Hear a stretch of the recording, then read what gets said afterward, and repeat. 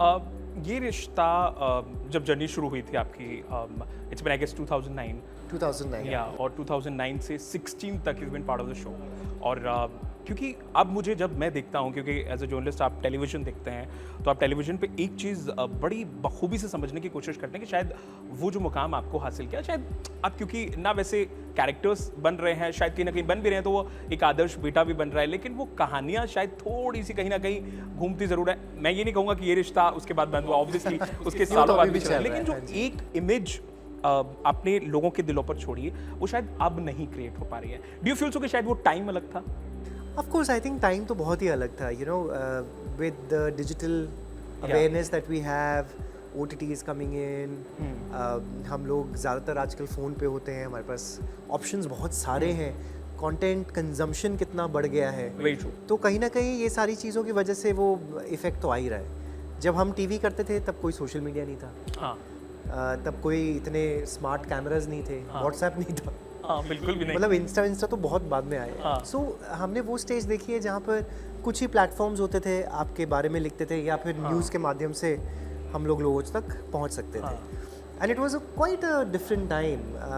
लोग आते थे, फ़ोटो खींचना, मिलना, लिमिटेड होता था आपके पास एक्सेस टू, तो इसीलिए वो ज़्यादा आई थिंक जड़े होते थे कि हमें रिश्ता में क्या हो रहा है देखना है, या फिर ये कहाँ आए हैं देखना है। Now I think everybody has access, आप उनके इंस्टाग्राम से सब कुछ जान जाते हैं, स्टोरी पहले पता चल जाती है, तो काम करने के तरीके चेंज हो गए हैं। The kind of professionalism that we have been taught और वी हैव इनकलकेटेड, और जो हम प्रैक्टिस में लाते हैं वो अब आजकल के दौर में थोड़ा अलग हो गया है। So that is what we loved about Rishta, the kind of relation जो हमारा प्रोडक्शन के साथ था, प्रोड्यूसर के साथ था, चैनल के साथ था।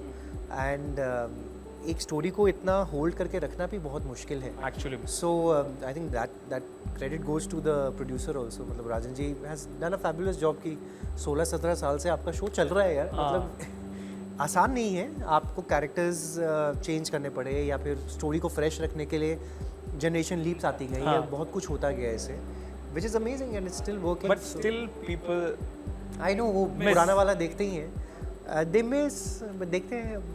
कभी ऐसा हुआ करण, क्योंकि जब किसी आप ऐसे आइकॉनिक शो का पार्ट बन जाते हैं, हाँ जी, और जब आपने आफ्टर क्विटिंग द शो, कभी ऐसा हुआ कि राजन जी ने आपको बोला हो कि यार, या थॉट ऑफ आया हो कि, या आपके दिमाग में भैया कि यार दोबारा से क्या री एंट्री करवाई जाए? तो पता नहीं, देखो हमारे तो उसके बाद कभी ऐसे नहीं हुआ कि हम री एंट्री करने के लिए, बट वैसे तो we have been in touch and पता नहीं, अब देखते हैं कब वो हो पाता है कि that we do it together again.